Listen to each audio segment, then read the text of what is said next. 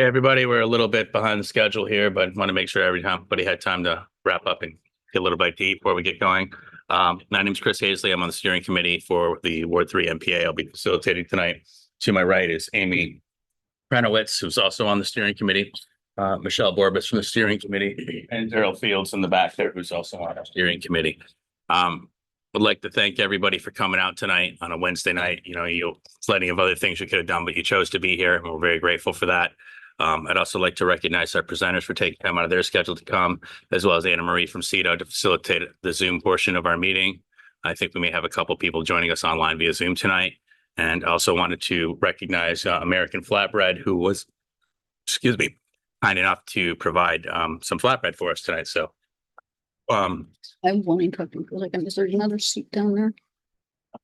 I don't know. Anyone? Because Oh, yeah, we need to find a seat for the chief. Oh, that's not over there? No, we wanted to get all the presenters on this side if possible. so you get to go down another row of chairs. You move over.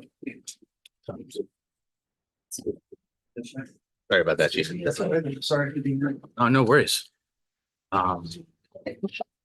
So we're going to do more of a panel format tonight. We've got a number of presenters lined up here. We'll be hearing first from Jonathan Farrell, the executive director of COTS, who will be providing an update on the proposed shelter located at, I think, 58 Pearl Street, which is the former Social Security building. Michael Monty from Champlain Housing Trust will be providing an update on the shelter pods on Elmwood Avenue. Chief LaChance from the Burlington Fire Department will be speaking to the community response team. Chief Murad from the police department will be giving us a public safety update. And last minute addition, we now have Tammy Buddha from the Howard Center Street Outreach team, who has agreed to come on as well. So we'll be hearing from them as well. So each of them, we'll give them 10 minutes to kind of give their spiel, and then we're going to open up basically the last hour for questions. We did send around some question forms simply because we want to make sure we capture everybody's name and spelling correctly for the minutes and get the question in there.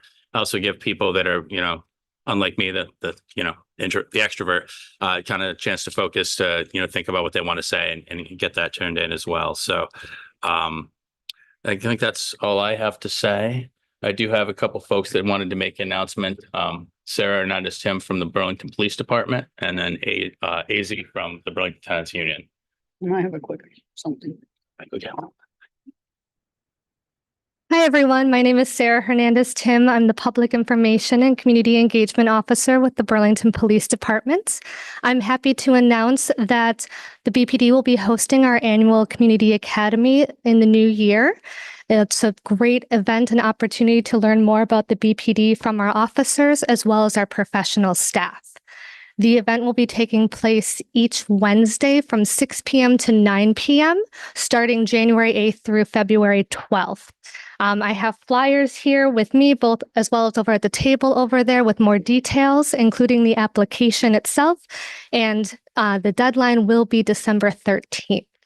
I also want to take this opportunity that in addition to the Community Academy, the BPD is open to hearing suggestions from each ward on how we can best engage and participate in your neighborhoods. If there's a event or some sort of community gathering that you would like us to be a part of, we'd be happy to hear from you. We very much want to meet you where you're at. So you can reach out to me directly or through your steering committee. And my contact information is on the flyer as well. Thank you. Hi, I'm AZ. I used to live in Ward 3. I no longer do. I live in Ward 2, but I'm a tenant, and I work with the Burlington Tenants United. This is mostly just coming here and just making our presence known. We're organizing as tenants to ensure that we have safe, equitable, fair housing for all. Burlington, I believe it's 60% of people are tenants here, so that's a large portion of the population. And tenants have power when we organize collectively. And I have some flyers and information on the back table there. I think it's really important that we come together as tenants and as a community to ensure that everyone has safe housing, and equitable housing. Thank you. I just wanted to check if anybody didn't get one of these Ward 3 planning assembly for questions, question form that would like one. If anyone has a question, then they can. And Councilor Grant, you wanted to mention about the public safety forum, Mayor's Department. Yes, so as some of you may be aware, the mayor has pledged to periodically do public safety forums where the major issues that we're dealing with regards to our community safety are discussed. And you, as residents, have the opportunity to participate in these forums, as well as ask questions and engage in conversations with the mayor. The next one is tomorrow from 5:30 to 7:30, and it will be in the Fletcher Free Library. I'm actually not sure of the room, but they will know when you walk in. They'll be able to point you to it. So hopefully you can participate in this one. Thank you very much. Thank you, Councilor Grant. So without further ado, I'll turn the microphone over to Jonathan Farrell from the Committee on Temporary Shelter, known colloquially as COTS, and all you, Jonathan. Thanks, Chris. Committee on Temporary Shelter, that's our formal name. We go by COTS, so please feel free to call us COTS. A little bit about COTS. We operate 5 shelters in town. We have a daytime drop-in center that has amenities for folks who are experiencing homelessness, showers, laundry, physical mail. We have lots of connection to services there. We have a hot meal served every day at noontime. Our own staff, and we also have a lot of community partners coming into that space. Our CSLs from the police department are in regularly. The Burlington Housing Authority, the Economic Services Division, the Department of Labor, Working Fields, and a lot of community groups who come in to provide that noontime meal to our guests there. We operate a 36-bed shelter on Lower Church Street known as the Way Station. That is a sober facility. That is also a housing-focused facility. So folks who are staying with us in the shelter are working on their next steps toward housing. We have 2 family shelter locations in town, very similar. The family shelters are also augmented with a mental health clinician for the kids and with a children's education advocate to help all the kiddos and families navigate the school system while they are staying with us and experiencing homelessness. We also operate a 24/7 shelter, a smaller place called Smith House. That is a 7-bed facility for folks who are doing well in shelter and on their way toward housing as well. We are currently looking to acquire the building at 58 Pearl Street. It's known as the former Social Security building. We are in that acquisition phase working with the Government Services Agency and the Health and Human Services Department. We finally got word today that we are indeed in the running for the building, so that's good news. We will just continue the acquisition process until we can actually get the deed and control of that building site. Our plan is to operate to open as soon as we can in that location, a low barrier winter warming shelter. This is funded by Department of Children and Families and the Office of Economic Opportunity through the state. And our plan would be to operate that through the end of April. That warming shelter will be a low barrier model, meaning folks can be using substances in the space as long as they can adhere to very basic expectations of being in the space, respecting themselves, respecting the other guests, respecting the staff, and respecting the space. We plan to operate that shelter 7 days a week during that time frame from 5 p.m. to 8 a.m. We will have staff on site, awake overnight staff. We are working with some folks to have medical staff on site at least periodically, hopefully every day, but it may be like a three or 4 days a week in the evenings when we open from 5 to 7. We will have security on site at opening, a private security firm that will be on site from 5 to 7, and then coming back at random times periodically through the night to check on staff and check on the facility to make sure everything's working well. We will offer secure outdoor storage for folks for some larger belongings. overnight that they'll have to take with them in the morning. Because of our sort of condensed timeline, we won't have a very fancy shelter. It will be bare bones. There will be cots, pillows, blankets, a small storage box at each of the cots for folks. We will use the building essentially as is. It was office space. There are several bathrooms on site. And folks will be in by 10 at the latest. Also, smoking breaks will end at 10 p.m. So folks, once they're in for the evening, they will remain in for the evening. We expect of the 30 beds that we'll be offering that approximately 20 folks will be regular returning guests. We expect the other 10 may have more turnover. This is based on information that our friends at the city gave us from the VFW shelter that they operated last winter, and from our own experience operating a winter warming shelter in the winter of 2015, 2016 downtown. Our intakes during the day our intakes for the shelter will take place primarily at our day station at 95 North Avenue. Again, that facility is open every day, 365. We'll do check-ins there for the majority of our folks. So we hope to have those beds assigned and checked in prior to opening the facility on Pearl Street. I think that's it for the moment. So I'm sure there will be some questions at the end. And we'll turn it over to Mr. Monty. Thank you. Thanks. Great to be here. Michael Monty. I'm the CEO of Champlain Housing Trust. Just briefly, CHT provides programs for homelessness to home ownership in Northwest Vermont. We also do some programs statewide, loan programs statewide.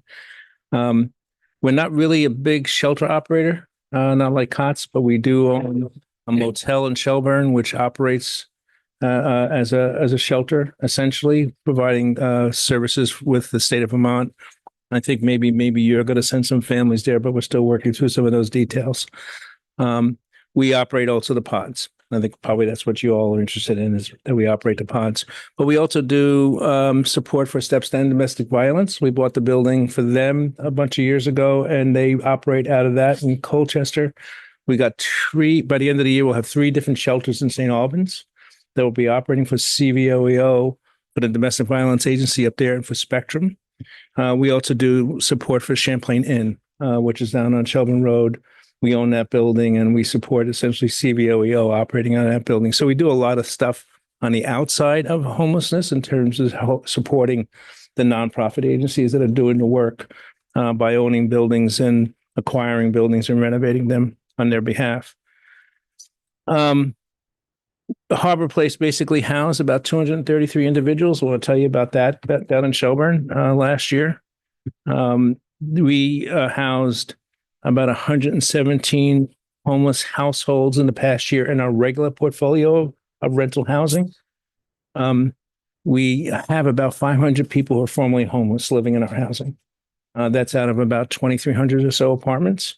It's a decent number of folks. And we have, in that portfolio, have set up buildings like Susan's Place in Colchester, which is 76 apartments, all for formerly homeless folks. We have done the same thing in Williston, which is 36 apartments, all for formerly homeless folks. So we do that kind of permanent housing for people who are homeless throughout the county.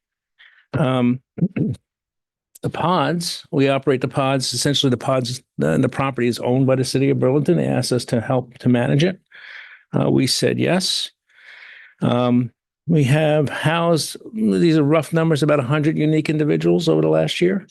I think at the beginning, we thought every 6 months people would move out and move into some permanent housing. That didn't happen. There was no place to go. And so the average stay really is more like 270 days for people who are staying, a lot longer than the 6 months. We just basically reviewed and then reassessed the policy and said, well, we can't just kick people out just because they didn't meet the 6 month mark. About 15 or 20 folks had gone on to permanent housing. So that's good news. Everything we do in terms of homelessness, we work through coordinated entry. So the easiest thing for us would be to take all the people to the pods and put them in housing and just keep on circulating those folks through. What we do is we work through a system called coordinated entry, where all the agencies work together identifying the people who are most homeless or homeless. I don't think you can be any more or less homeless, but maybe more chronically homeless. Identify those folks, and those people are fed into the various organizations that provide permanent housing. And so we don't actually select those people.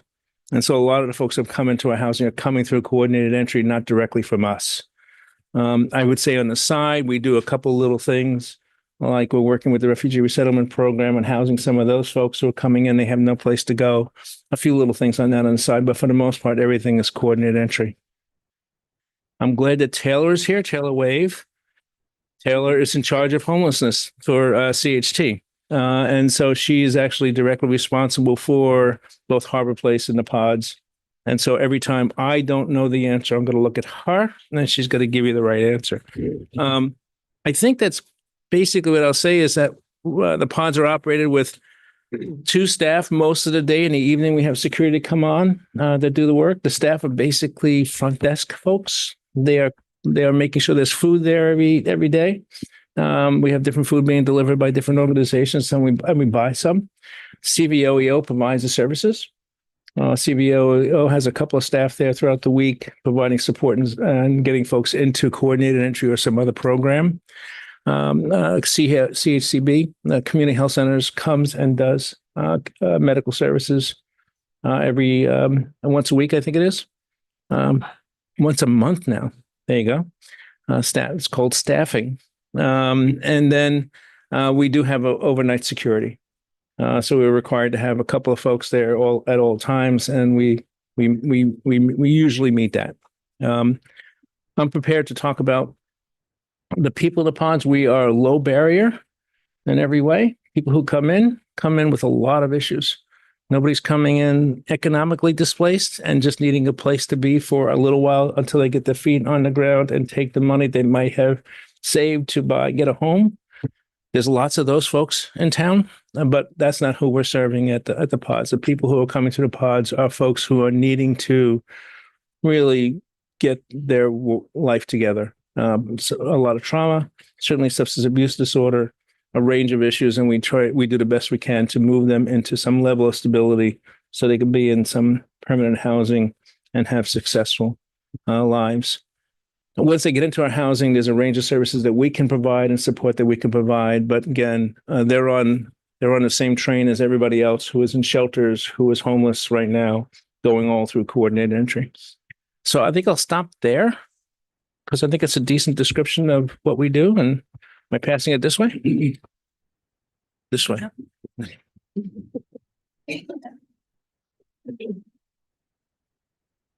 Good evening, everybody. I'm Mike LaChance. I'm the fire chief for your fire department.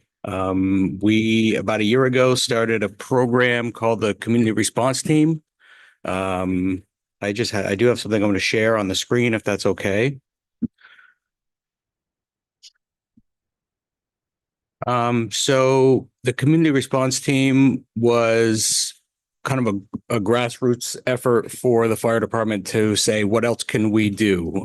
We are on the front line along with our friends at BPD responding to calls for overdose, bulk calls for everything. And just feeling kind of on a hamster wheel of response, hospital, and then folks are right back out and we're responding on them again and again. So we decided to just see kind of if this response model worked, of just taking a pickup truck, throwing a couple of firefighter EMTs in it, and seeing what we can do on a little more of a hands-on level. So what we presented to the city was we'd be medical intervention for those suffering from overdose or reports of unresponsiveness. So if we typically we would send a large contingent of apparatus to somebody who's called in as an overdose. And what we were finding was a lot of those folks maybe weren't overdose. They were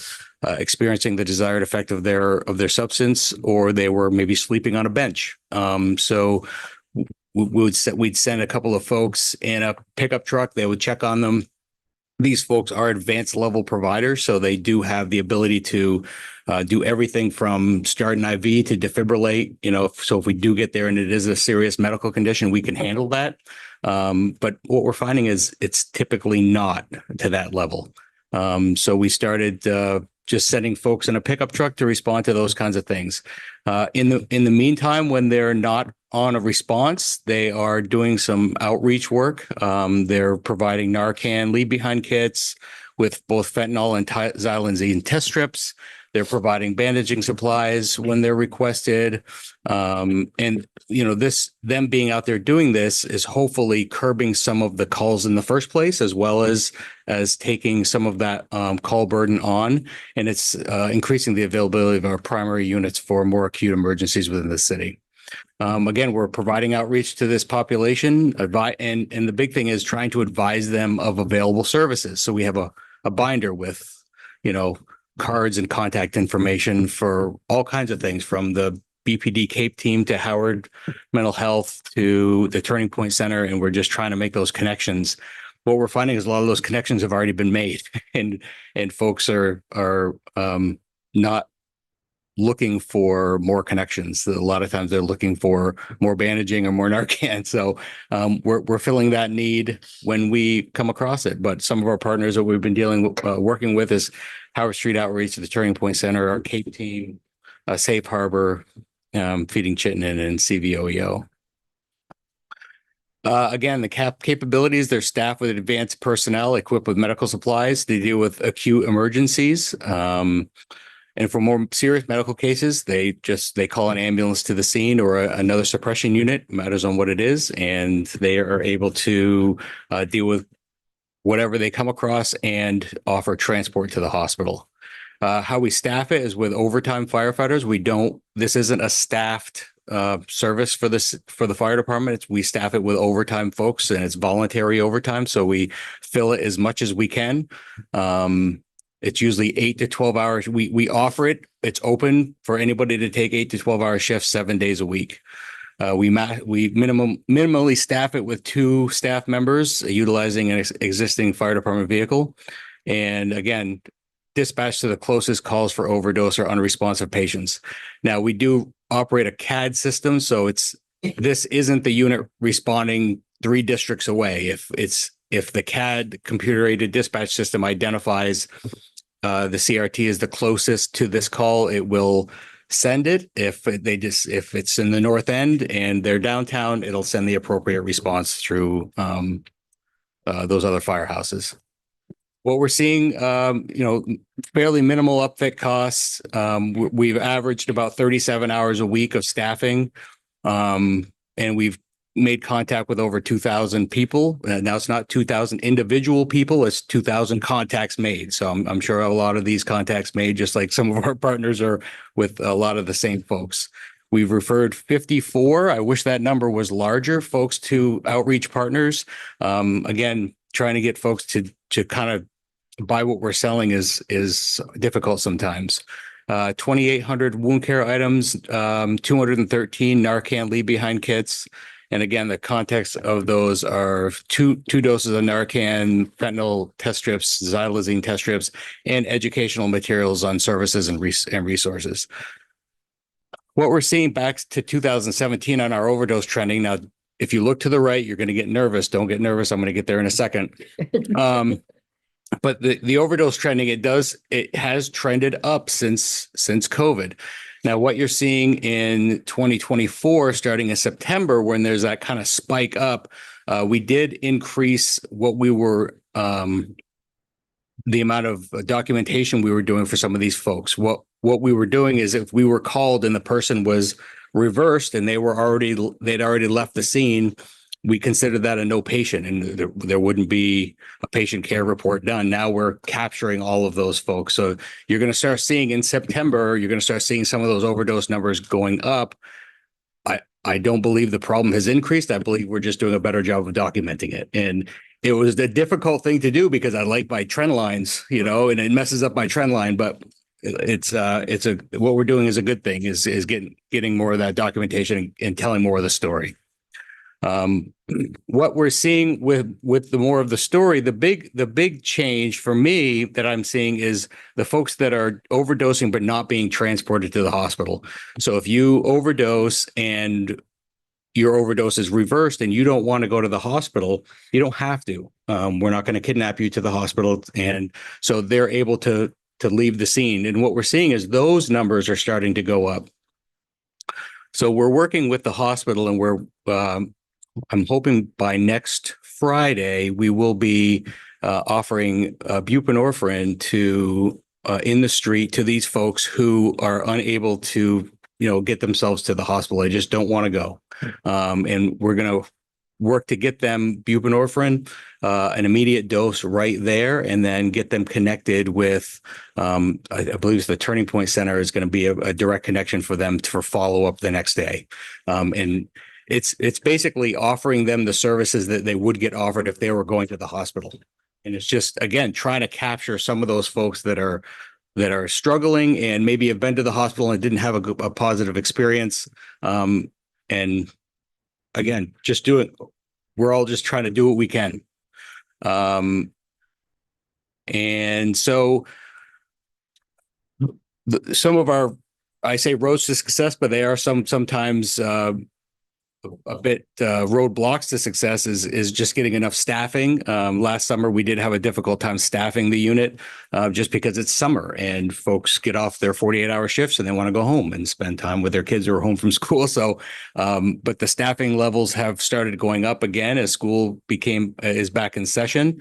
We're working on partnerships toward greater cohesion with outside agencies. We are working with our BPD Cape team. We are working with Howard. We see them in the streets often, and we really enjoy those partnerships for sure. And what you can do for us at the fire department is really help support our friends at BPD. Supporting law enforcement is so important because we are like two peas in a pod, honestly, with a lot of this stuff. They rely on us for a lot of things and we rely on them. So allowing my folks to feel safe and supported on a scene by BPD and having good staffing levels of BPD is very important.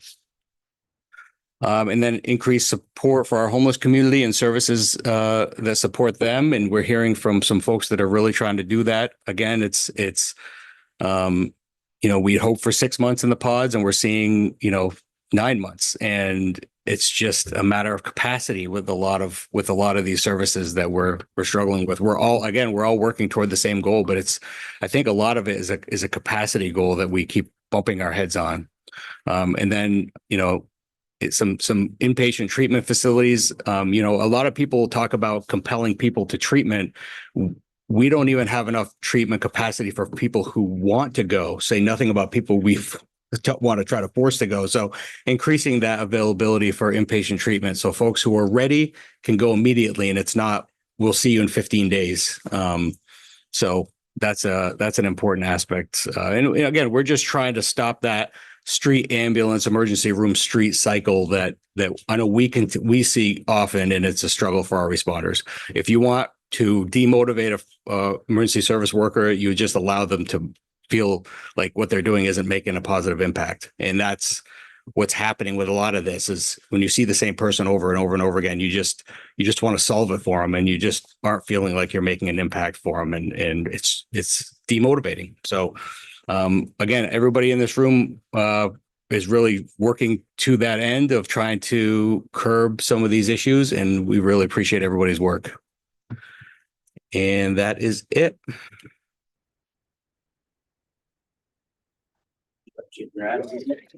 Thank you. Thank you very much for inviting me, and thank you all for being here tonight. I'm really appreciative of that. I'm sorry that I was a bit late. I ran into some friends who were coming from a vigil at the UU Church, and I just want to acknowledge that I think there are a lot of people in our community who are anxious and who are worried and who are frightened. And I want to be able to say very clearly that a police department cannot erase those things, but we can and do promise to do everything we can to remain what we have always been, an agency that responds with compassion, an agency that responds fairly, and an agency that utterly and totally prioritizes equal protection under the law. It is a foundation of what we do. With regard to this presentation tonight, I didn't bring one like the chief did, and I have, however, put one together and presented it before. Each month for the city's police commission, I produce a document, a chief's report to that police commission. And I have a copy here, but I'm not going to go through it while you can't see it. It is available online and you can look at it anytime you like, but I wish that I had thought to bring it in order to be projected here. It talks about a lot of things that we've been talking about for well on 4 years now. And a lot of the data in it is cumulative. I updated most of the data in it is year to date, given the month that it was produced. So for example, the most recent was October and everything was year to date as of October 15th. And it talks about where we are with regard to staffing, where we are with regard to incident volume, total incident volume, where we are with regard to specific types of incident. Some of the overdose things that Chief LaChance is talking about are being seen in our data as well. And that huge spike that he has, and that is clearly in his data attributable in part to better record keeping, is in our data as well. And it's not about a change in our record keeping. It's just about a huge spike in reports of overdose. We went up by more than doubled from 2022 to 2023. And then we went up another 35% from 2023 to 2024. And if you look at 2024 and compare it to the average of the previous 5 years, I think the total increase is somewhere in the order of 235%. Just a moment. 226%. So 2024 year to date is 226% higher for non-fatal overdoses than the average of the previous 5 years, 2019 through 2023. And that is shocking. I think that some of it, however, comes from some of the things that Chief LaChance mentioned. Some of these are overdoses that are being reported by the public that aren't overdoses per se. They are doses. They are individuals who have sort of achieved what they are looking for with regard to open air drug use. And we do respond to those. The police no longer respond to incidents unless they involve a vehicle or a barricaded person or some other form of criminality around the overdose. For example, a weapon that is next to the person who is in distress. Otherwise, we are treating these like medical calls, and it is the chief's people that are really bearing the brunt of this. And a component of that was to withdraw the police from having to deal with that, both for the wellness of the police and also for the sense that we do not consider these to be criminal activities. And we're not going to criminalize people who suffer from substance use disorder, even though that does have implications for what we have with regard to public order and what is happening in public. I'm going to just sort of leave it at that. I would love for you to look at the chief's reports. They are all available online for the past 4 years. And I think they are very instructive in and of themselves. Sarah Tim produces them and, makes certain that they are available to the public. I make them. I spend quite a bit of time doing that each month, and I do so because I think that they're really important, and I think that the information that's shared inside is really important. But she often pushes them on our Facebook page and also on Front Porch Forum posts, and of course they are on the website, which is where all those links lead to anyway. With that, I'm going to leave it so that we can open it up for questions, because a lot of these things that I otherwise would say are things I've said before. So thank you. Slide back in here. Well, as I mentioned earlier, we do have a last minute addition. We're very grateful to have him. Buddha from the Howard Center Street Outreach Team, who's going to give a similar approach, and then we will get to the questions that everyone's waiting for. Well, I'm going to be very quick. No, can you hear me? Isn't this right? Okay. It's just for me. It doesn't answer. Oh, perfect. Good. Okay. Sorry. I was voluntold to be here, so I'm a little underprepared. My name is Tammy Buddha. I'm the team lead for the Howard Center Street Outreach Team. We are a group of 6 outreach workers. We work for Howard Center, which is the designated agency for Chittenden County. Howard Center works to serve people with mental health issues, substance use issues, developmental services, all manner of social service issues.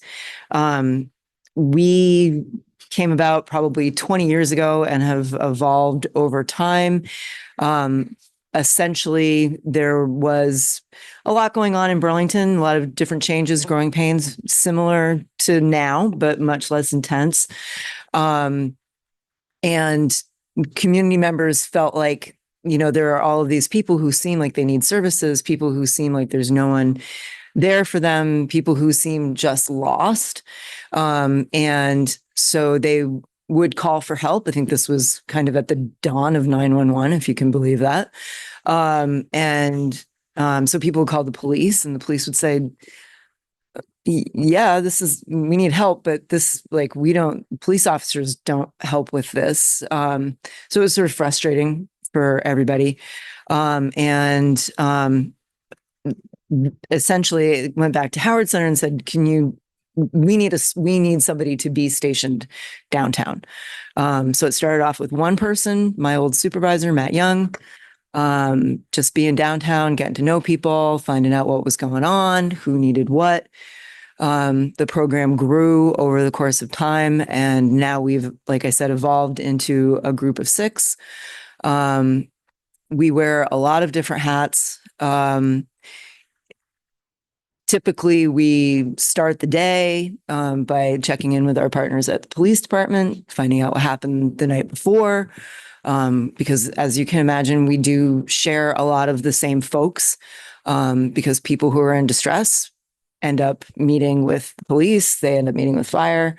And so we end up knowing a lot of the same people and trying to collaborate on the best services possible for that person, or the best answer as to what's going on with them. We then connect with First Call for Chittenden County, see if there's any outstanding needs in people's mental health, any outreaches that need to be made to people, any follow-ups from the night before that they need us to assist with. And then we go out into the community and walk around in kind of the greater downtown area to physically lay eyes on people. And that's always been sort of our core, because that is where people, for like whatever reason, because it's the city, because that's where the services are, but that's where people who don't have shelter will go to seek shelter. I think that alleys and alcoves and things like that lend itself to that kind of shelter seeking, but it also, it's public, so people feel safer. So we go through, check in, see if there's anybody new in town, see, sort of welcome them, make sure they know what's going on, see if there's anything that they are looking to connect to, but also just check in on our friends, make sure that they got through the night safe. See if there's any interpersonal conflicts brewing that we might need to watch out for over the course of the day. And then generally the phones start ringing, and the calls will be from the clients themselves. They'll be from merchants seeing things. They'll be from community members out in the surrounding neighborhoods in Burlington. People looking for guidance with their families in Burlington, other providers, dispatch at BPD, fire. And then that really determines what the rest of our day is going to look like. So other than we get there, we open up our laptops, we start looking to see what's going on. We don't really ever know what's going to happen beyond that, because we are sort of, I feel like I'm being a bit of a poser to say that we're an emergency response team, because I don't think we rise quite to that level. But we do respond to in the moment calls for service. We get a lot of people who, will see somebody struggling, and, let you see somebody and I recognize that's a person in need of service. I have no idea what kind of service that is. So a lot of times people will call us and we'll try to parse it out. We do try to be clear with people that if you think it's a medical need, to call 911 for a medical service. And if there's any acts of ongoing violence, to please call the police department. We will make our way over to the scene as well, just in case it turns out to be just a social service call, or if it's someone that we know and we can support BFD or BPD in their response. but that's sort of like what drives our day. We also, depending on what the need was, and now that we've kind of gotten back out to a team of 6, we have more capacity to do, like 3 or 4 days of like really solid kind of follow through work with people. So we might meet Joe, and Joe's lost his ID. He needs to get in touch with his mom to get his social security card. He wants to get signed up for coordinated entry, and he needs to get a PCP. There was a time that we wouldn't have had the capacity to follow Joe through all of that.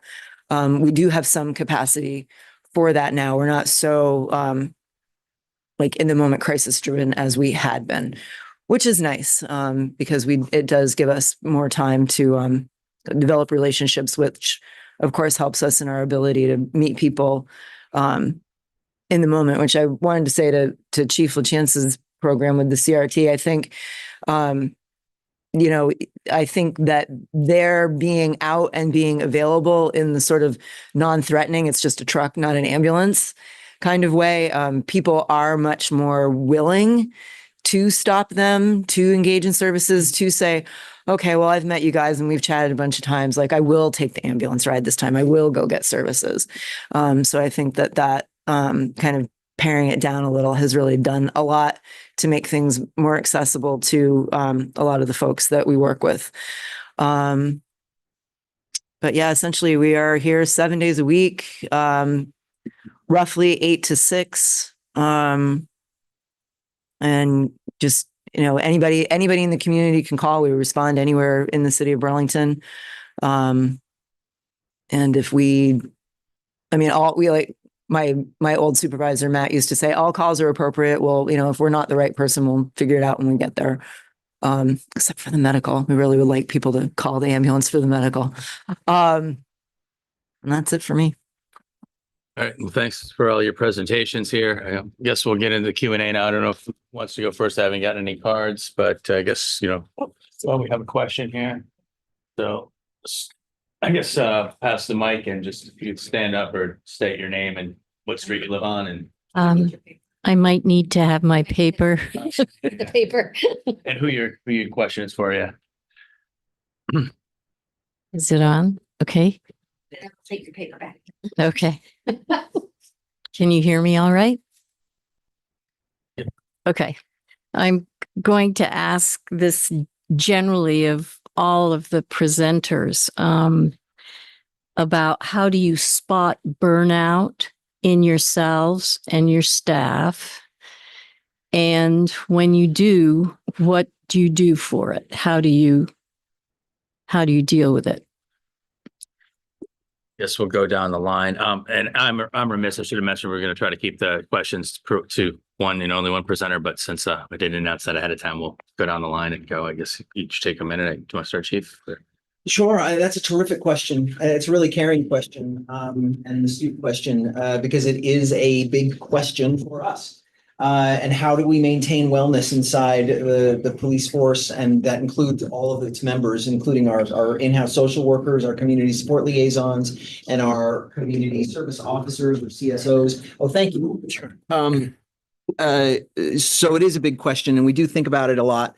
How do we do it? We have engaged, the city has a plethora of wellness services that it offers, including things like acupuncture, things like massage therapy, and things that are offered, including on job time. We have expanded our definition of a program that we used to have, that we still have, called Fit Force. Fit Force was a way that officers could take a certain amount of time over the course of a week and do exercise on shift, call volume permitting. Sometimes the call volume doesn't permit because we have too few folks for too many calls. But when it does, we allow them to do exercise, and we've expanded that definition to be other kinds of activity that improve wellness as well, whether that's meditation, whether that is yoga, whether that is seeing someone and talking to a professional. We have on-call professionals that we contract with that officers can talk to about the stresses that they're facing, whether those are acute and related to a specific incident or whether they are just general.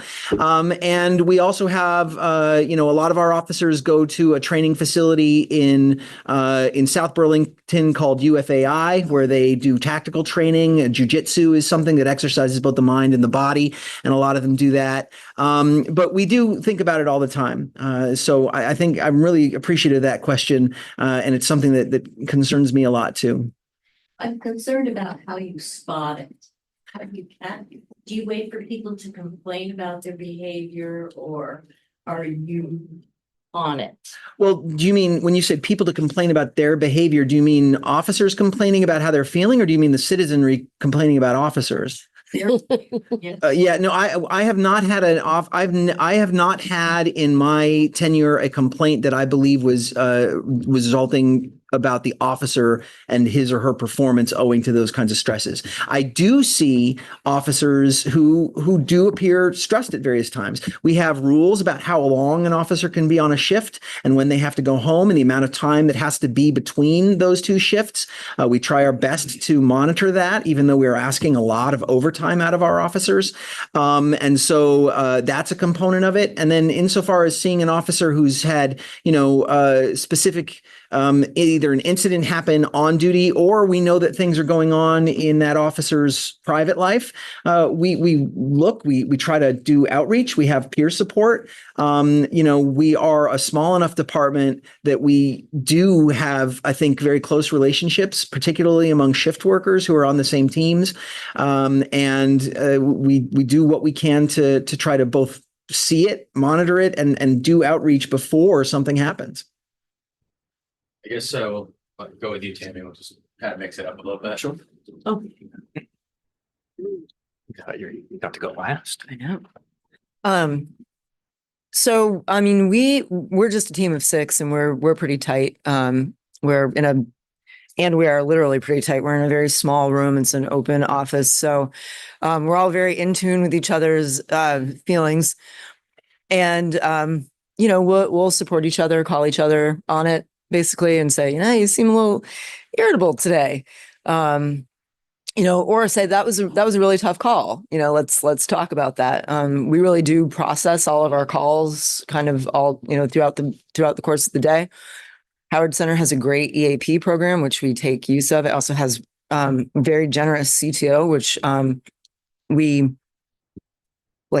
nudge each other to use regularly, because we're all sort of the people that won't take a day off.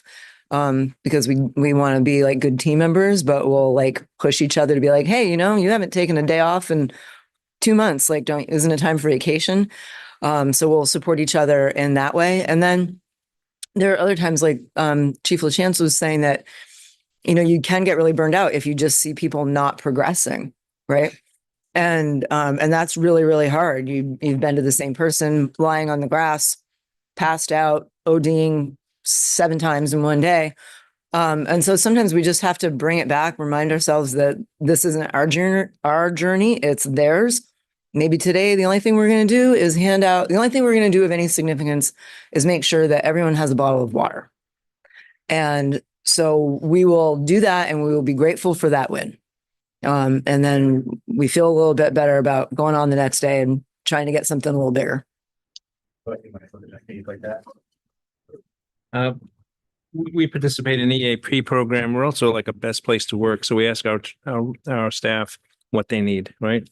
And we rank pretty high in terms of our responsiveness.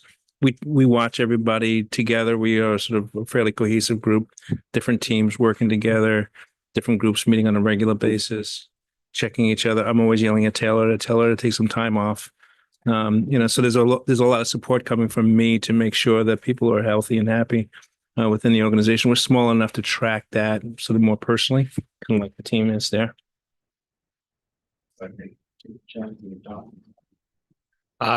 So we have a group called Fit for Fire, and it's both mental health and physical health. So we do a lot of working out during the day. And we check in with each other. We just like at your house, we live together for 48 hours at a time. So there's kitchen table time. There's just decompressing with your family, basically over a meal, which is huge. We do have a peer support group within the fire department. So if you are identified as having you have having issues or your peers who really know you really well, because again, we eat and sleep and everything else under the same roof. They just check in with you. I remember I was on a very difficult call and I had somebody else just in my garage kind of struggling with it. And all of a sudden the phone rang and it was one of my friends from work that said, "Hey, heard you went on this call and we want to talk about it." And we talked for a half an hour and it was really helpful. And some of that is just knowing each other and knowing your people and taking that time to do that. And I think anybody who's in this work does that and does that really well. How do we know though?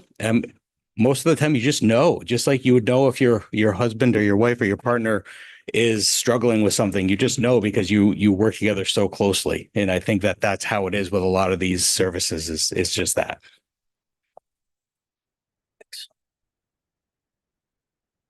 Not a lot to add.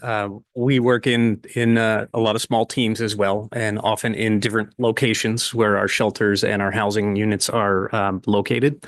We do have a healthy EAP, so an employee assistance plan. So folks can reach out to professional help anytime they want. So can their household members on that plan, which is helpful. We check in too on scheduled basis. So every person checks in with their supervisor weekly, up the chain, so to speak. And we get to know each other pretty well. I think it's stressful, right? There are times when folks come to the lobby at 4:45 and they need help right now. And there isn't anything to offer, or there's very little to offer in some cases. So that's hard on our staff. I think the hardest thing for our team is saying no, or saying, "I don't have anything for you today. Can you come back tomorrow?" And we'll start fresh. And that's difficult on all of us. But I think that camaraderie is a big piece for all of us. Thanks. So just a reminder, if you could just state your name and the street that you live on before asking your question. And if you do have a follow-up, please save it to the end so that other folks can have it. Susie and then Dennis, it looks like. Hey, I'm supposed to say Susan Dow. I live on South Champlain Street. This is for Jonathan. The warming shelters. So like the one that you're hoping to open at the Social Security building. Do homeless people have to pre-register at cots during the day in order to get a bed there at night? Is that how it works? That's going to be the main plan. We are serving anywhere from 60 to 100 people a day at the day station. On any given day, half of those folks are living rough. They're unhoused.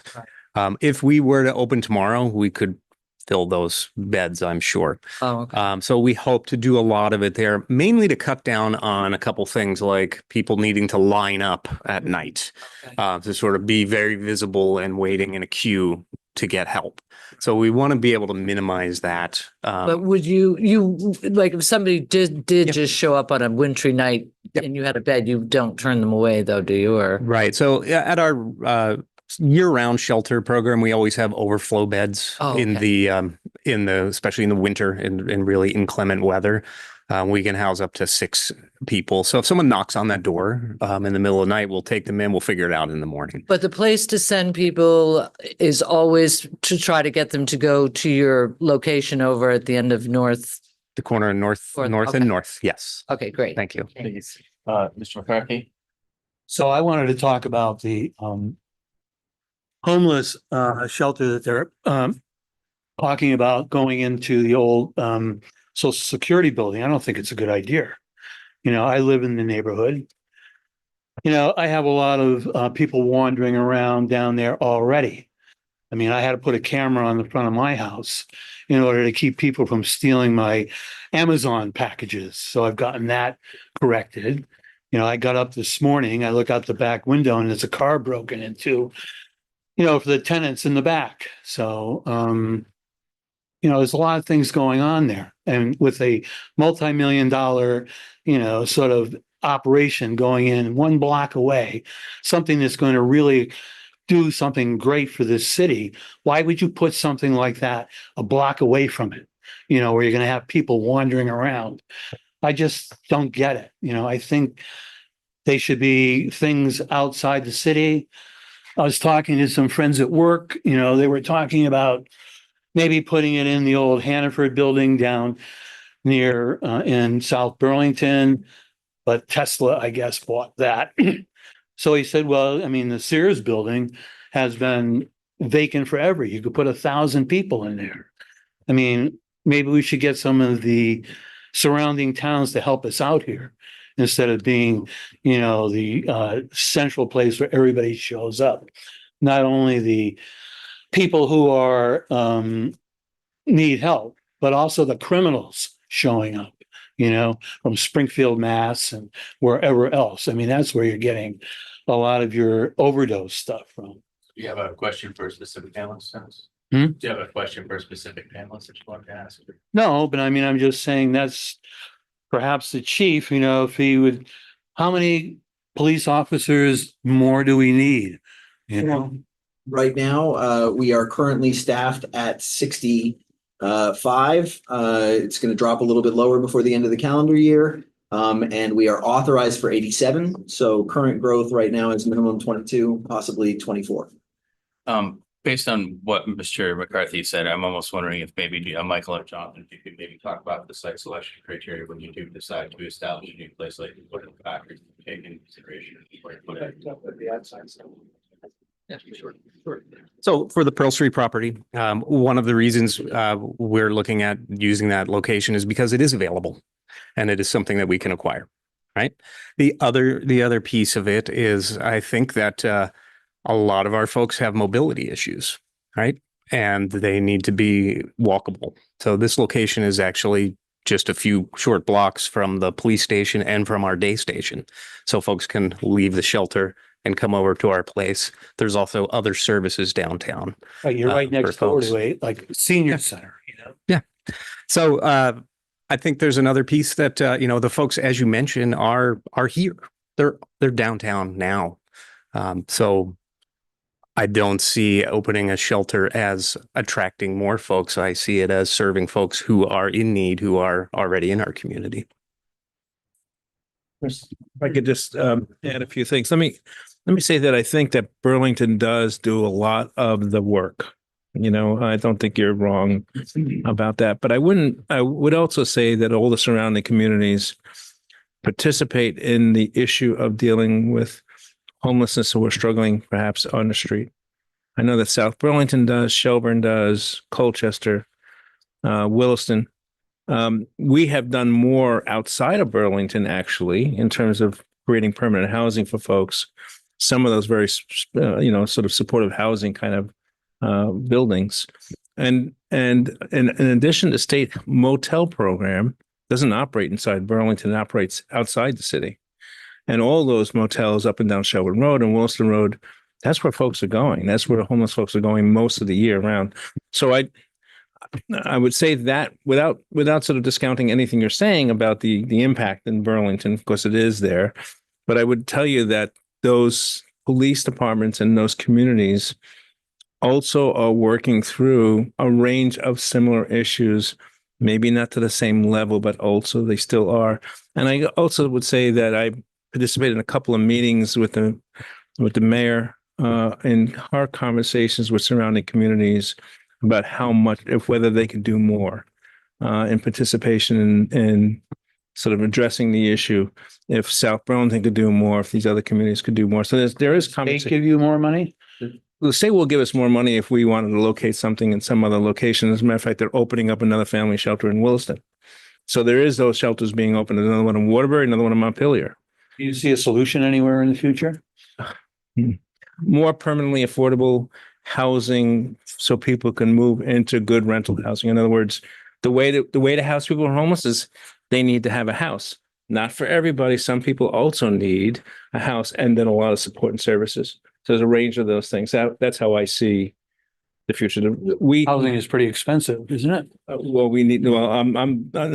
I'm basically trying to feather my own bed here, shall we say. CHT is about to have 200 new rental units over the next year. We'll house another 120 homeless folks probably as a result over both attrition and other kinds of things, plus new units coming online. And we will likely do a lot more over the next few years. And we have a plan. There is a statewide plan to fund the shelters and housing that we need to take the homeless population that we have right now and house them permanently. That plan was in the legislature last year, it got to the House, it got stuck in the Senate. It's going to be reintroduced again. If that program is funded, then we'll build a number of shelters we need short-term and a number of permanent housing long-term that we need to move people forward. Having said that, we also need like a level of treatment services for the folks who are really suffering in terms of substance abuse disorder, mental health illness. Those kinds of things are still needed for a population of homeless people, not everyone, but a good number of folks who are homeless, to get them permanently housed and keep them permanently housed. Thank you. Sure. Thank you. We do have a question for you, Chief Murad.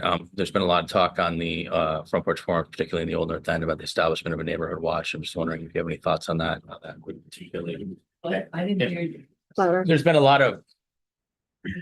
There's been a fair amount of conversation on the Old North End Front Porch Forum related to the establishment of a neighborhood watch here in Burlington. And I'm just wondering, like, how that would, if you have any thoughts on that, like pros and cons, how that would interact or impact the police department. Would it be helpful, or just kind of open-ended, whatever you want to? Well, we certainly want neighbors to be watchful. We appreciate it when we get information from members of the public. We appreciate it when people are cognizant of what's happening in their neighborhoods. I think that good neighbors are, supportive neighbors and neighbors who work with one another to do things like, to function sort of as the camera you're talking about with regard to, preventing porch pirates. If you have a job that requires you to be away from your home, but you also routinely get packages, and you've got a neighbor who is routinely home, being able to go to that person and ask them to help you is a way of sort of preventing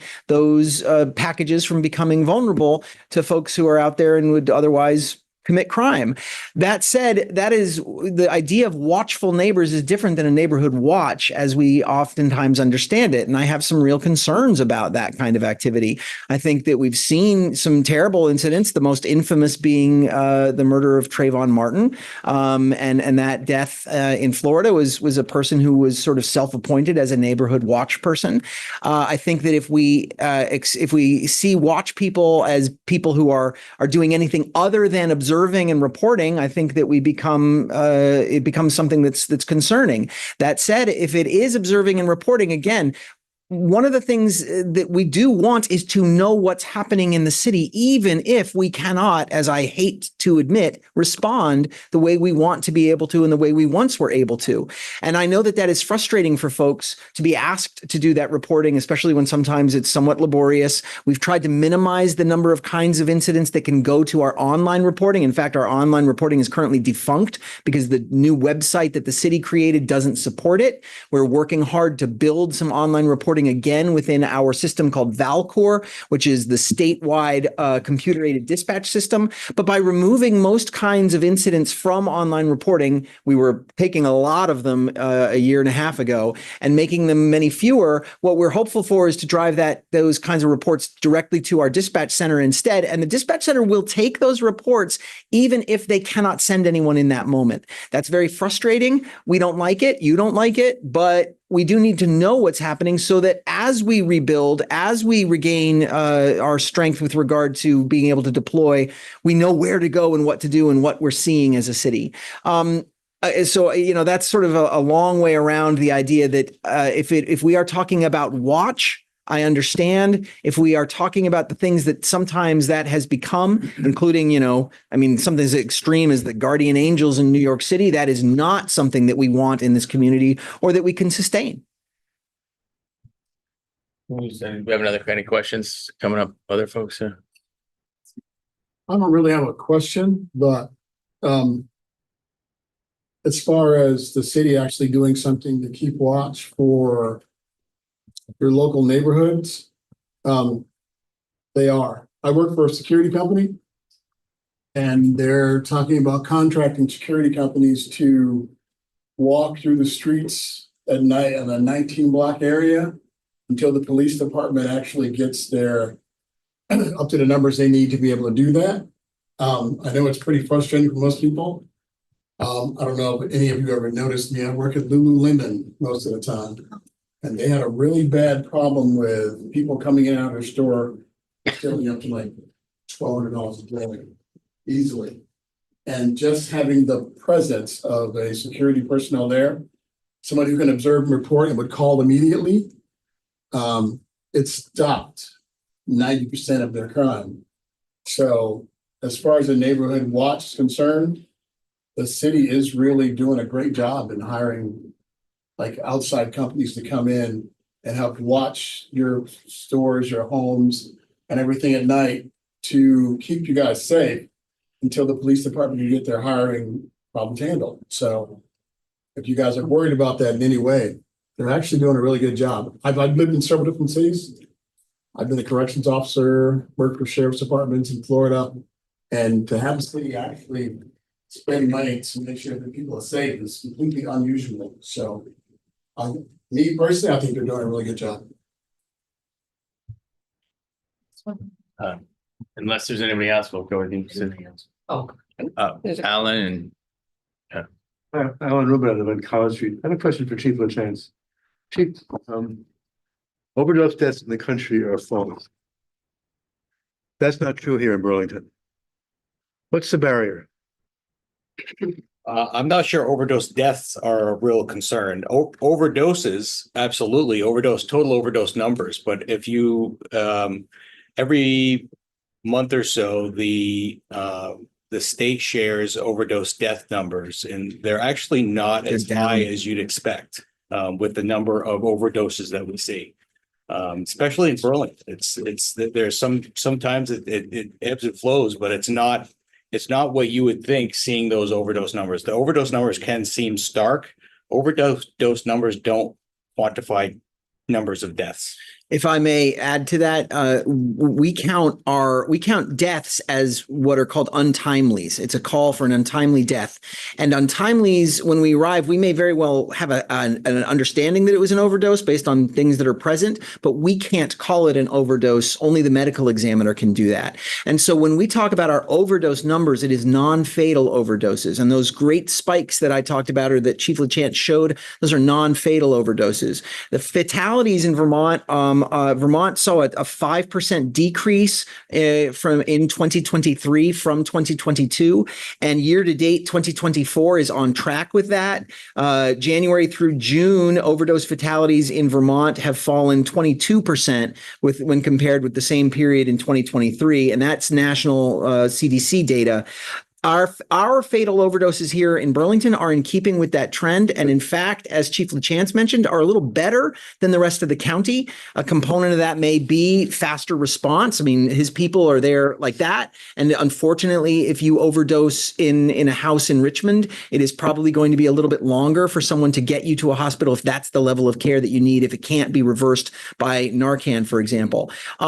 And so overall, we're seeing fatalities drop. That's part of the real sort of conundrum in this tremendous spike in non-fatal overdoses.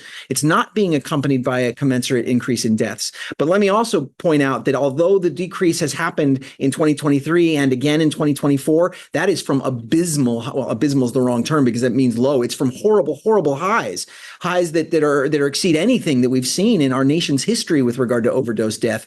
What you saw in 2022 and 2021. And that is something that we have to keep in mind too.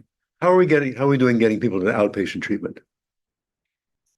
That's one thing that we're working through with our prevent program that we just, when I mentioned the program where we're going to start giving buprenorphine, again, those people that we want to capture that the fire department can have any impact on are those folks that just don't want to go to the hospital after their overdose has been reversed.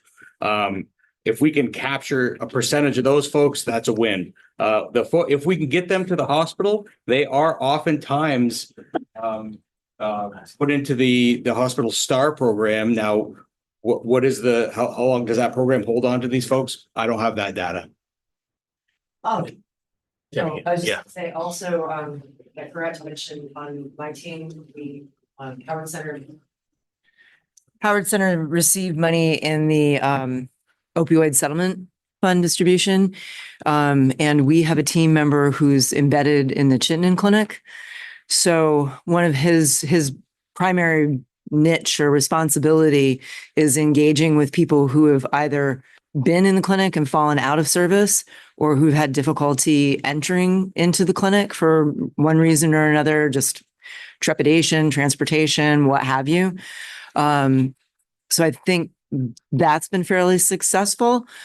But again, I think we are also running into the same issues that maybe Chief LaChance is seeing, is that sometimes for the folks that we're encountering, like they're not at a space where they want to move forward. And a lot of people don't want to just move from one substance to another. They want to go to long-term treatment and they want to get off of substances entirely. But that's, again, something that we don't have much of in Vermont. I know all the roadblocks because I've been through that with my patients. But I just want to say how wonderful it is to see you all together and what amazing work you're doing.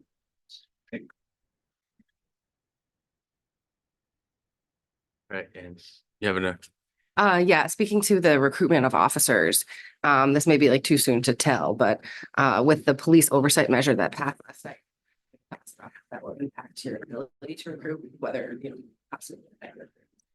Yeah, I've been clear that I have concerns about it, but I certainly can't tell you anything about how it's being received. I can tell you that the BPOA made a statement, the Burlington Police Officers Association, the union, a statement that I thought was a good one with regard to their concerns. They've published a letter that they have from one of their members who attended a training at the academy, and that person asked academy recruits, how many lived in Chittenden County? About half raised their hand. How many of you applied to the Burlington Police Department? All of them put it down.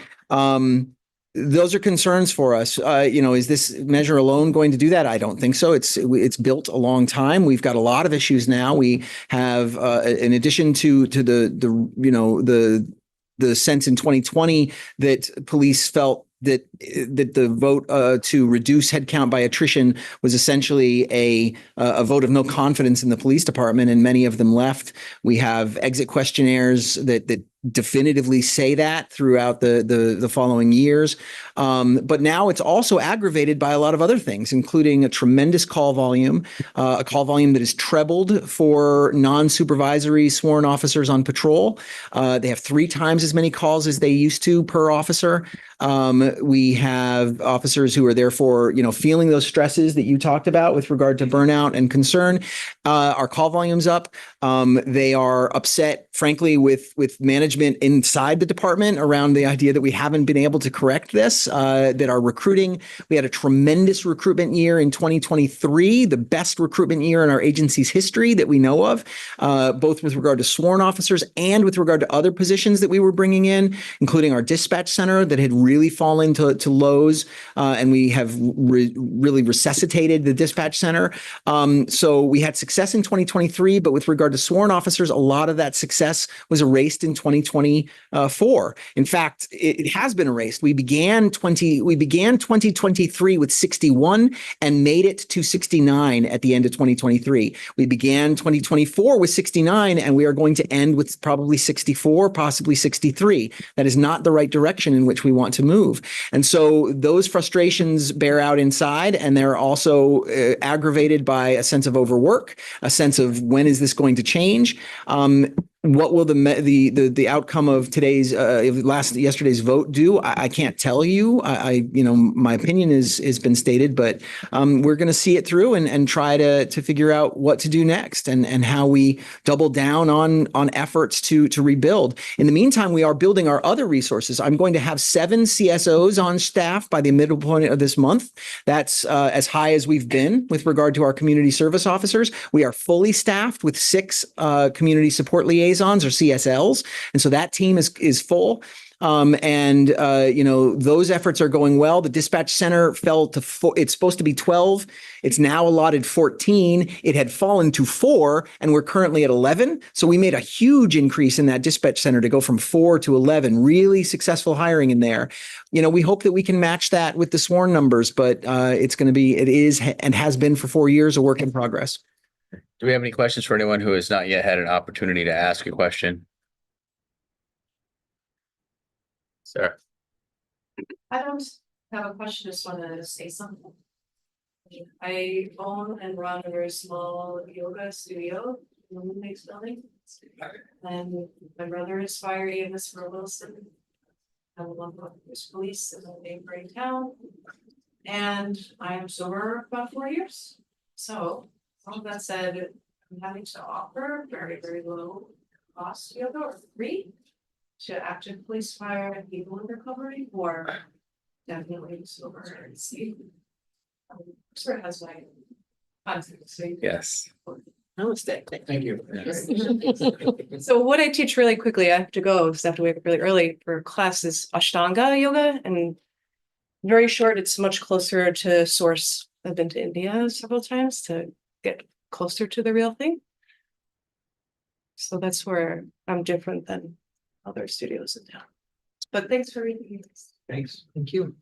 And I'll just simply add, it's good that we have people in the community like Sarah that are willing to come together. We also have some folks here tonight that have taken a very active role in trying to help beautify our city and like to fly under the radar. But those services have not gone unnoticed as well. So it's good to have, the people that come out tonight. So thank you again.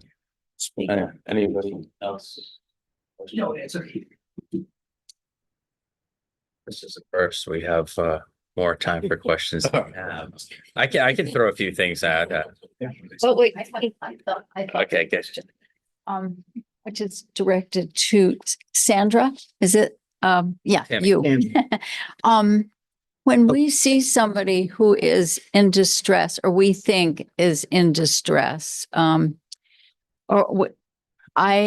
am not really equipped to know at what point somebody is spaced out from I don't know if it's overdose or just effect.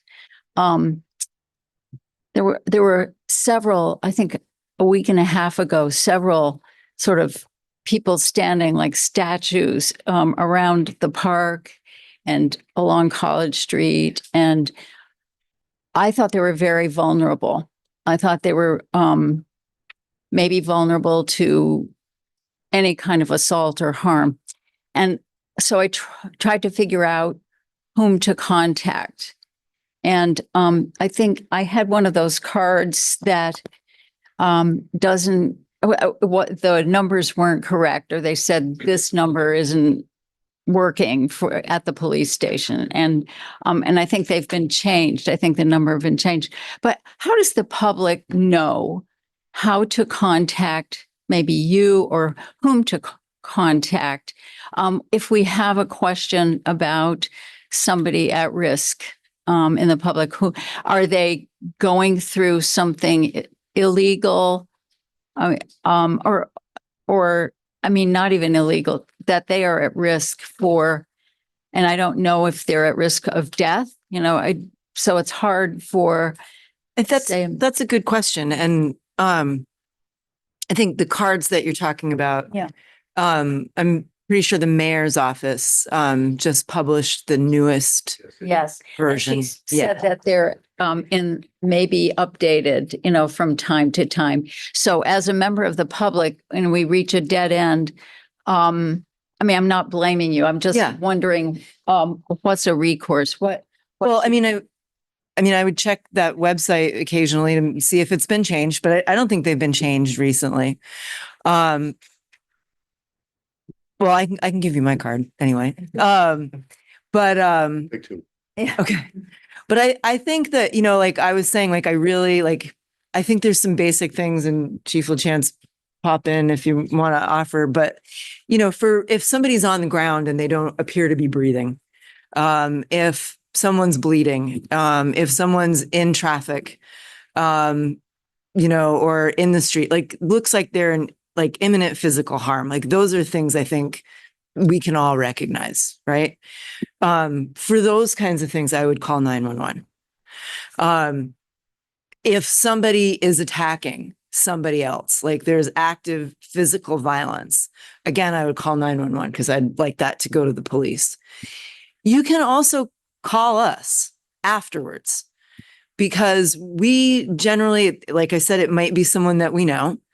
They may be in traffic because they are suffering from psychosis and they've wandered away from their home and we know where they live. We can kind of try to help and troubleshoot. If it's somebody, like you said, that you just see them one time, there was a cluster. Yeah, like there's just a bunch of people and you're like, maybe they're all feeling the effects, but they're all kind of feeling the effects. And I feel like they're not safe right there. Or, a lot of times we'll get a call because it's a vulnerable woman or a smaller individual or someone who looks frail. And the community member just gets a sense that that's a person that really shouldn't be in that place at that time. And they're not doing anything wrong and nothing's bad happening, but it just doesn't feel right to me. So please give us a call. Like we can go check it out, see if it's someone we know. If it's not someone we know, it's probably someone we'd like to get to know. Yeah. To see if there's something we can do to offer to help them, point them out to where the shelter is, try to connect them to Safe Harbor Clinic, just kind of get their story.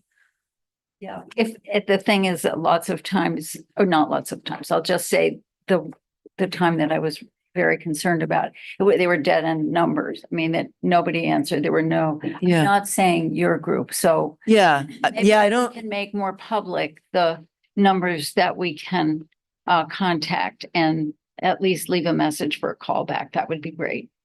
Okay. Yeah. If I could, on the city's website, with the new setup, there's the first tab you see at the top left, it says government.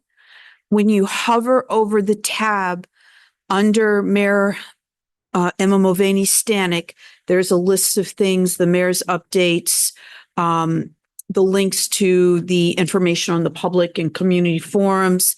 And then just a little bit further down, kind of in the middle, is Burlington Safety and Security Guide. And I believe that was what you were talking about that was previously out of, it had some incorrect information. So this should be the new updated version. It's printable. Yeah. We have that. Yeah, we have that, but we're told that it may be updated from time to time. This is the latest online version. So what you should be seeing online has been updated. And as Tammy mentioned, kind of prioritizing where those calls would go if it doesn't look like it's going to be a violent situation or it's a situation of concern. Exactly. You can, and the people have reported great success with calling the CSL number, with calling the street outreach. Maybe they could be distributed in hard copy around too, if possible. There are. Yeah. I don't know street outreach in my contacts on my phone because I encounter a lot of people during the day. And so I have it right in my phone. So if I see somebody that I think really needs some mental health assistance, I've got it right there in my phone so I can call rather than. And that's worked for you. Yeah. You haven't changed your number, I hope. I was going to say, I thought I recognized your voice. No, we haven't changed our number in years. So that's what I do because trying to look for a number when you're on the street and yeah. There are hard copies. I'll find that out and I'll post that on Front Porch Forum. City clerk's office, but that was obsolete. And there should be a pile more, maybe. For people. There's a question, and I see another question over on this side of the room, or all right, Zach, after Daryl. I guess this question is for the chief, and I guess for Tammy or for anybody that's dealing with the people in the drug crisis. And I know that the police department is short-staffed, but I was just wondering, do you have anybody dedicated to the many, many drug dealers, out-of-state drug dealers that you see walking around town? Or I was wondering, is like this the future? Do we need those people to keep the people on drugs alive? I just wonder which direction, that's going, You got the mic. Why don't you take it first? No.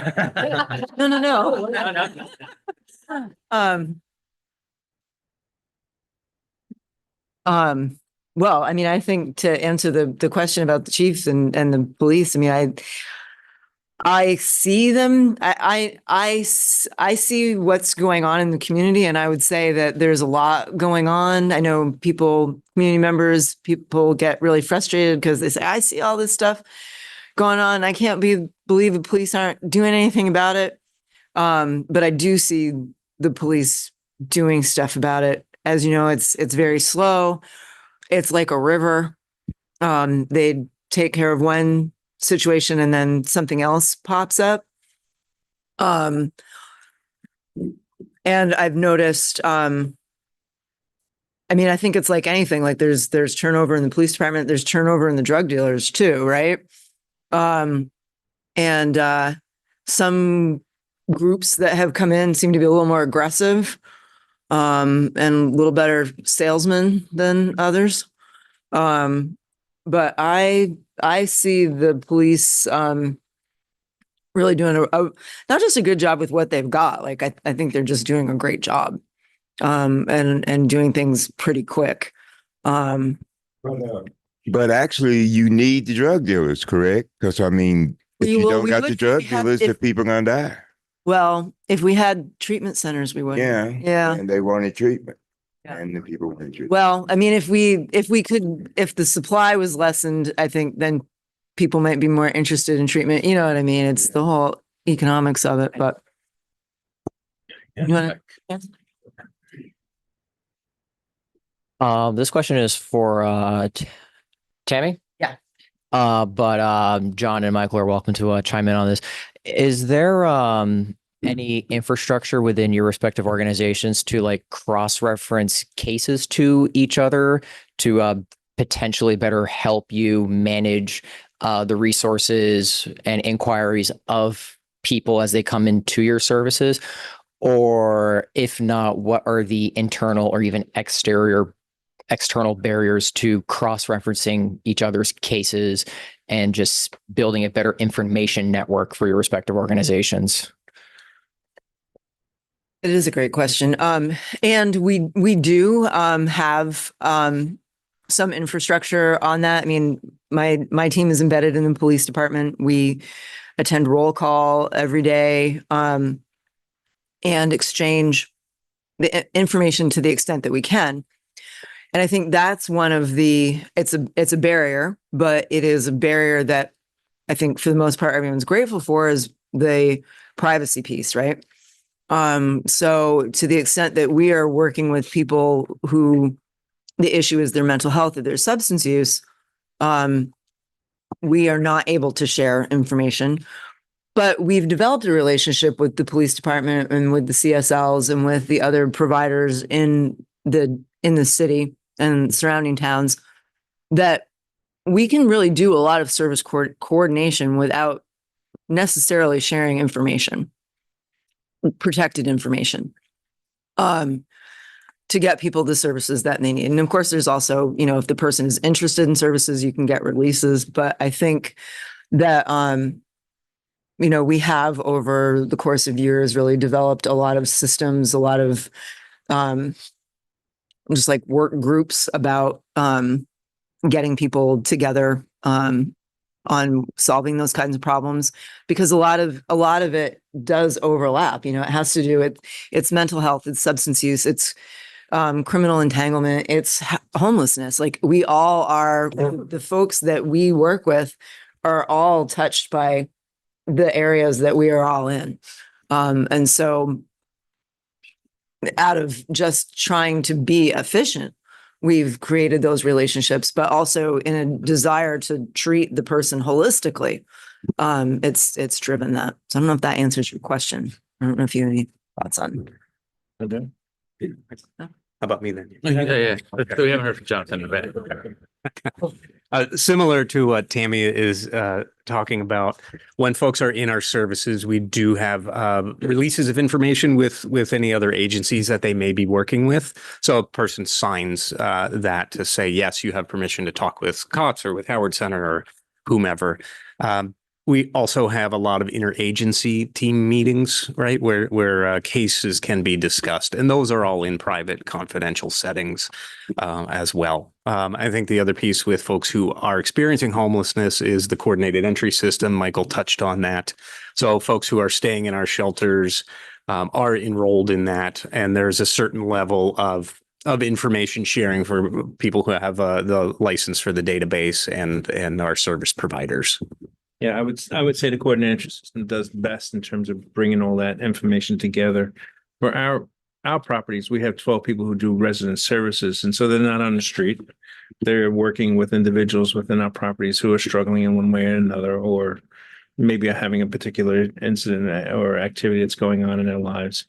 We have a database system which we always tags people with who's their service provider, how did they get here, how are they in our housing. Did they get referred by Pathways or from some other group? And then we're always sort of making sure that our people are coordinating with the service organizations to get our folks services. I think frankly, we do that pretty well. And in the life of everything we do, that's one of the things that I think feels pretty good. What we don't have is necessarily a higher level of treatment services.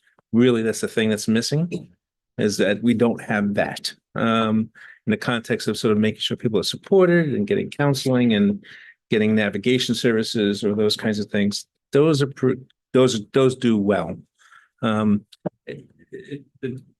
of our stuff here doesn't really address the couple hundred folks who are on the street right now who don't have or are not in shelter, and that's the struggle. I think that's a tougher group overall. Wanted to follow up with, I was going to the meeting with the mayor that were at the Bagel Bakery for quite a while on the New North End. And I've been very curious about I love the humane aspect of what you're doing, because my daughter died at the hands of someone who was so burned out and interestingly enough, my father was a cop, and I thought cops have this feeling that, nothing can happen to their families because they're cops and other cops know.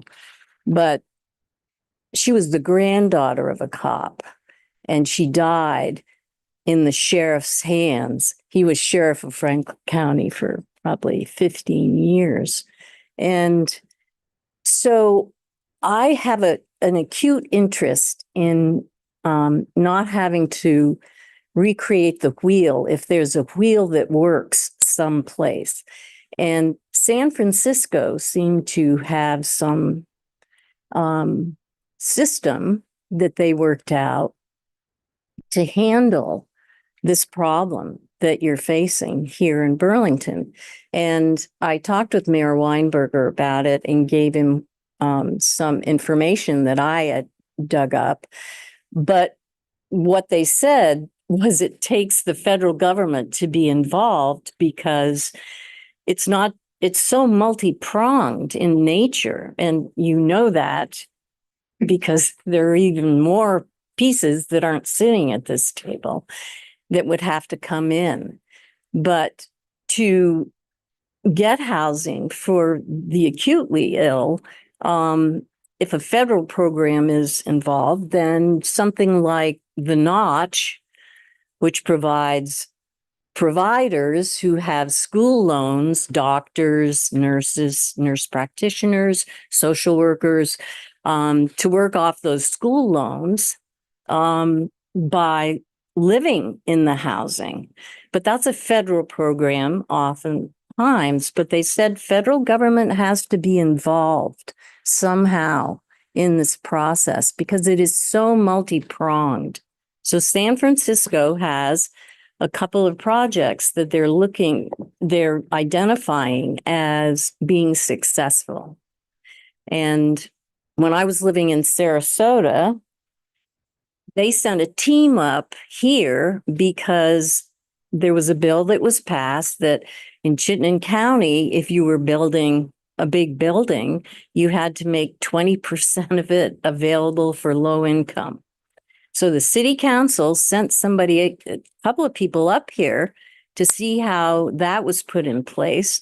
And I'm wondering if you can be going to, or somebody can get a team together and be curious about this model that seems to be effective, because it's about law enforcement and the many parts of the judicial system, so that if people lose their licenses, they can't get to their parole Talk to meetings. Bernie about that federal stuff. Well, I haven't, because I think that these people know so much more about it. I was affected by the burnout of the people who had charge of my daughter when she was begging. So I work closely with housing groups around the country and meet with them every 6 months or so together. We're going to Austin, Texas, to do that at the end of right now. I'm going to Austin. Yeah, I'm just I know I'm going to see music. But I'm good friends with the folks who run the not the Kensington, but the Tenderloin Yes. housing group, and also the Chinatown CDC. With both organizations are very much engaged in a lot of stuff in their neighborhoods at a high level. I'll ask them. So what do they think? Because frankly, when I talk to them, I have to hug them. They're struggling too. They're not walking away with stuff. But I'm curious if you have information about that. Glad to understand what that is, but I'll ask them as well. Yeah. Yeah. Hey, so Michael, HUD still exists, right? Oh yeah, sure does. So do you get money from HUD? Yeah. So why? Maybe I'm just lost. Why can't? It's not even near enough. Yeah. So we can't build projects like on Riverside. So the issue, I mentioned this before earlier. We had a plan that was passed in the House that was going to the Senate that was going to provide hundreds of millions of dollars a year, or $100+ million a year, get some shelters started to get this thing managed, and then move into creating permanently affordable housing so people can move into permanent housing and get the support. It had some components for services as well. We were working with the Homeless Alliance of Vermont, and we're in a coalition together, which put forth this plan. And I'm meeting again at the end of this week to talk about what is it we're going to propose. I can't tell you that it's going to be successful this year because legislatively we had a couple of hits in Vermont. So it might be really difficult to do, but we're going to be pushing for a plan that says, they used to provide $15 million. This is funny. Just 5 years ago, $15 million is available for affordable housing in the state of Vermont. And frankly, I could spend $15 million with a blink of an eye in building the housing that we need. During the pandemic, it went up dramatically. And actually, hundreds of new units are being built right now. The pandemic money is slow and sort of getting itself going. We'll have a couple hundred more units in the next year or so. We need to keep that pace up. And I think it's not just us, but you have gotten some funds, other folks have gotten some funds. We need to keep the pace up to build affordable housing so that people can move to some place. Because, I think I think a lot of the homeless folks are feeling unsafe as well, insecure as well, unhoused and having difficult lives as well. I don't think they want to be on the street hanging out. I think they'd rather be in a place. It isn't necessarily that we're going to move them into getting the treatment they need, but they need to be someplace safer than on the corner, standing there not knowing whether they're alive or not. That's nonsense, right? So we have to get people into housing. The truth is, when the motel program was operating in the state of Vermont, and that ended, when that was operating, at least people had a place. I can't say it was perfect, not even close, but at least people had a place inside, and we could get them support and services. You did some services to folks there. We could get some people some support while they're in the motel program. We had to get them out of the motel program into permanent housing. Am I speeching?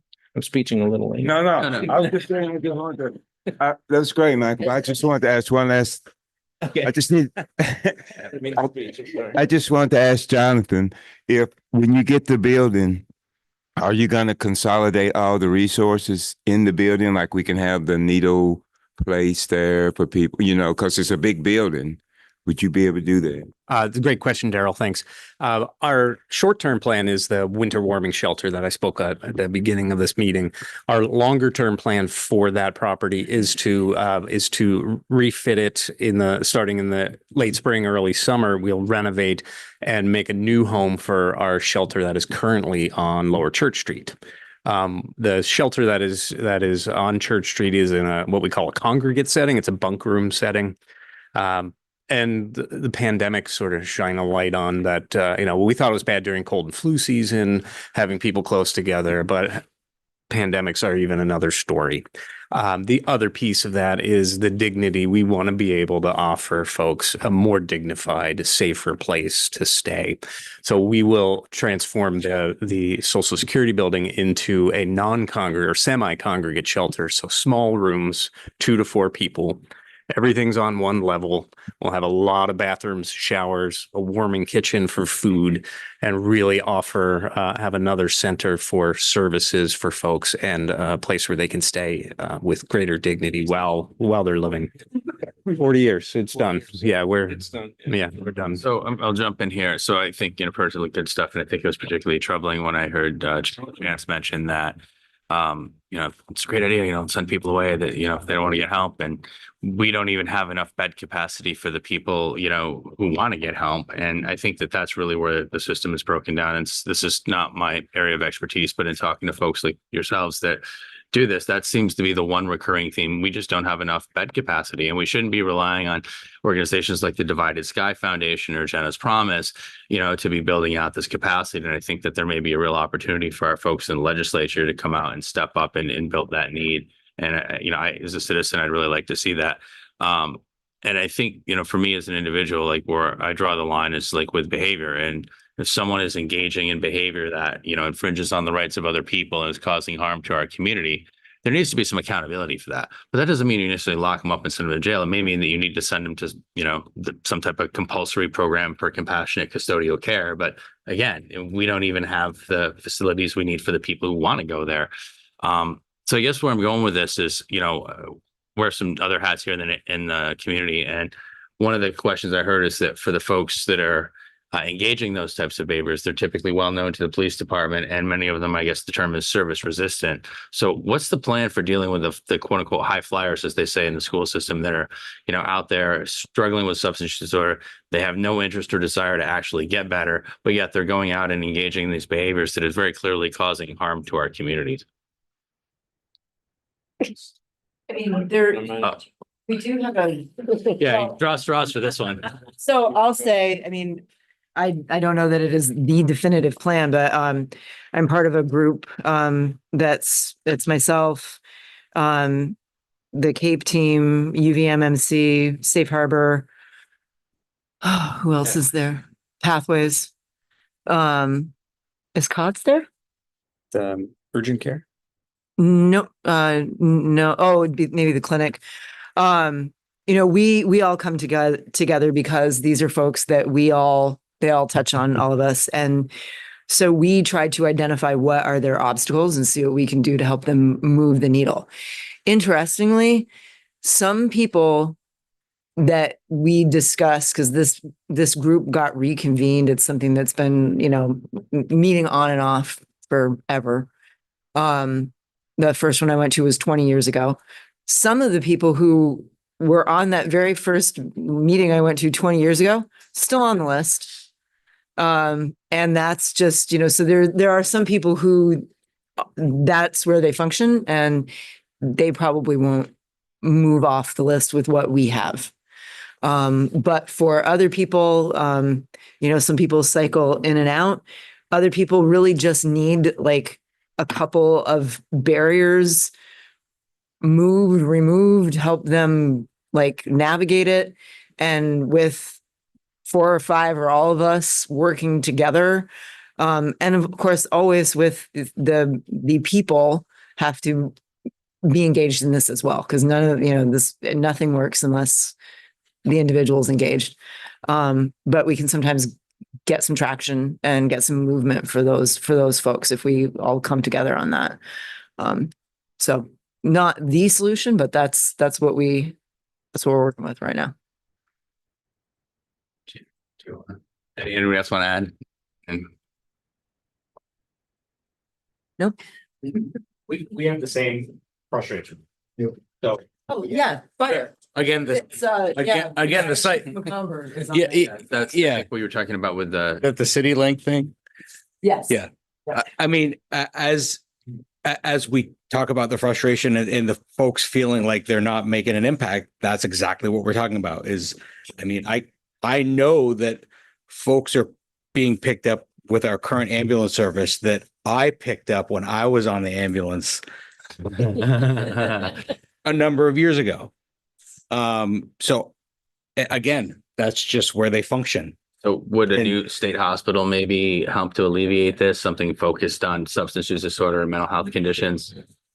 I don't know if that's where we are as a society anymore. I mean, I think They closed it down. there was a time when the state hospital housed between 1,500 and 2,000 people.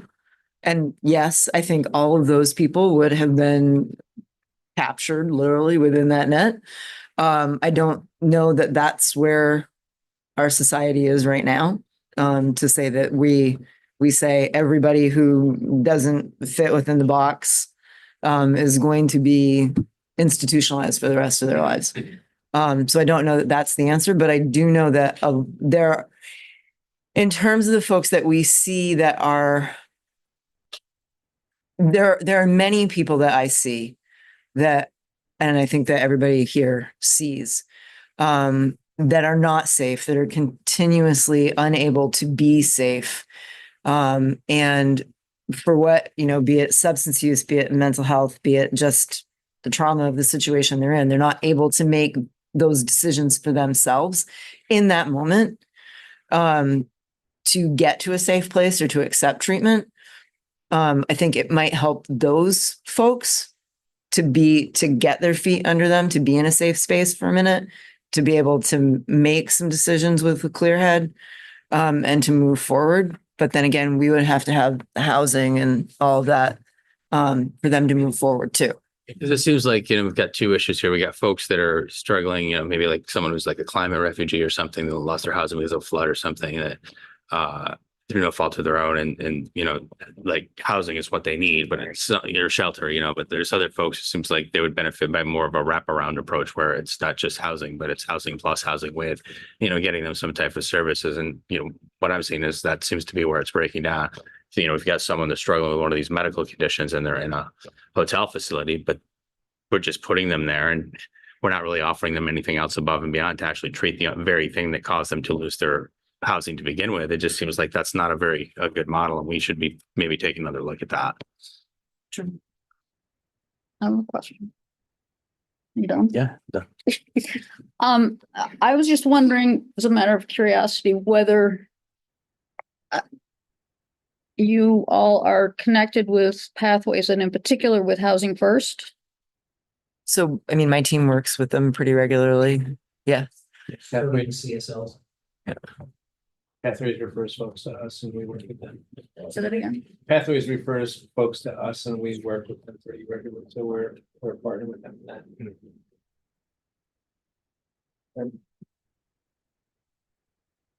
We got room for one more or less questions. We're on schedule for change. So if there's not any other questions, I'll move, we can wrap it up here and let folks go home 5 minutes early. Been here. So let's give a round of applause to all of our presenters for coming out tonight. I'd like to thank everyone for coming out and also Anna Marie as well. And of course, Charlie here from CCTV, without whom our meetings would not be filmed. So thank you, everybody, for coming out tonight. Yeah. Have a good night. Thank you. We